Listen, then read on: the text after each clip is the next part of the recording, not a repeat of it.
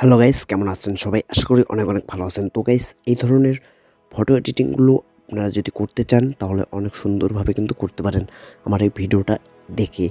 তো এই ফটোগুলো কিন্তু বর্তমান বেশ ট্রেন্ডিংয়ে আছে, কারণ বছর শেষ দেন হ্যাপি নিউ ইয়ার কিন্তু চলে আসছে। তো এই ধরনের ফটোগুলো ক্রিয়েট করার জন্য আপনাদের প্রয়োজন হবে ফটোরুম অ্যাপ্লিকেশন, যেটা আপনারা প্লে স্টোরে অ্যাভেলেবেল পেয়ে যাবেন। আর এটা ডাউনলোডে আমার ভিডিওর ডেসক্রিপশন বক্সে আমি প্রোভাইড করে দিয়ে দেবো। তো ফটোরুম অ্যাপ্লিকেশনে প্রবেশ করার পর আপনারা দেখতে পাচ্ছেন এখানে যে সিলেক্ট ফ্রম ফটো। তো আপনারা সিলেক্ট ফ্রম ফটোতে ক্লিক করে দিবেন। তারপর এখান থেকে আপনার গ্যালারি ওপেন হয়ে যাবে। তারপর আপনি এখানে যদি আপনার ছবিগুলো উপরেই থাকে তাহলে উপরেই পেয়ে যাবেন, আর যদি না থাকে তাহলে এখান থেকে আপনি গ্যালারিতে ক্লিক করে দিবেন। তাহলে কিন্তু আপনার এখান থেকে গ্যালারিটা ওপেন হয়ে যাবে। দেন এখান থেকে গ্যালারিটা সিলেক্ট করে দিবেন, তারপর আপনার গ্যালারিতে নিয়ে যাবে। তো এখান থেকে আপনার যেই ফাইলে আপনার ছবিগুলো আছে সেই ফাইল থেকে এখানে কিন্তু চুজ করে ছবিটা আপনি দিয়ে দিতে পারেন। তো আমি এখান থেকে দিয়ে দিচ্ছি একটা ছবি। তো আমি এই ছবিটাকে দিয়ে দিলাম। তো দিয়ে দেওয়ার পর দেখেন এখানে কিন্তু স্ক্যানিং নিচ্ছে।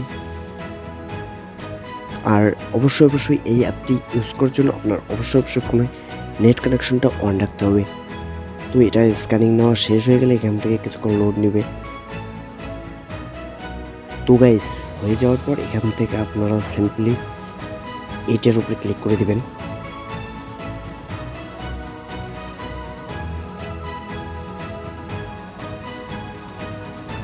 দেন দেখেন এইখান থেকে কিন্তু এটা হয়ে গেল। দেন এটাকে ভালো মতো করে অ্যাডজাস্ট করে নেওয়ার পর এখান থেকে আপনি ব্যাকগ্রাউন্ডের উপরে ক্লিক করে দিবেন। তারপর এখান থেকে আপনি রিপ্লেসের উপর ক্লিক করে দিবেন। তারপর এখান থেকে আপনি ফটোতে ক্লিক করে দিবেন। এই ধরনের ব্যাকগ্রাউন্ডগুলো আমার এই ভিডিওর ডেসক্রিপশন বক্সে আমি প্রোভাইড করে দিব, আপনারা চাইলে সেখান থেকেও ডাউনলোড করে নিতে পারেন। তো এখানে আমি এটাকে অ্যাড করে দিচ্ছি। তো এখান থেকে আমি এটাকে অ্যাড করে দিলাম। তো এটাকে অ্যাড করে দেওয়ার পর এইভাবে টাচ করবো, দেন এটাকে ব্যাক করে দেবো। তারপরে এখান থেকে ধরে তারপরে ছবিটাকে ধরে আমি এটাকে ভালো মতো করে বসিয়ে দেবো। তো এখান থেকে আমি ভালো মতো করে বসিয়ে দিলাম।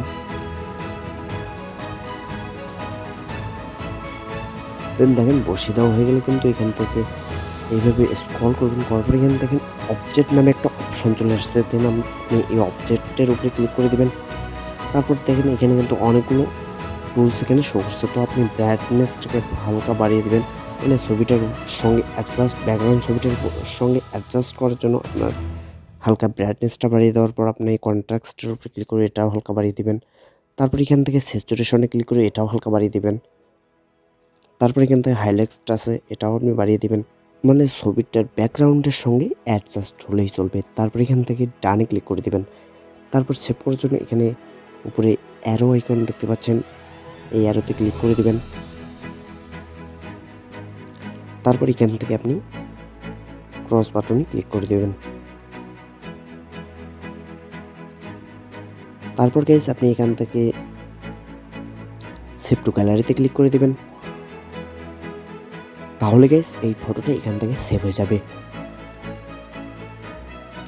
তো গাইস, এই ছিল আজকের ভিডিও ভালো লাগলে লাইক, কমেন্ট, শেয়ার করবেন। ধন্যবাদ। দেখা হচ্ছে পরবর্তী কোনো ভিডিওতে। এ পর্যন্ত সবাই ভালো থাকবেন, সুস্থ থাকবেন।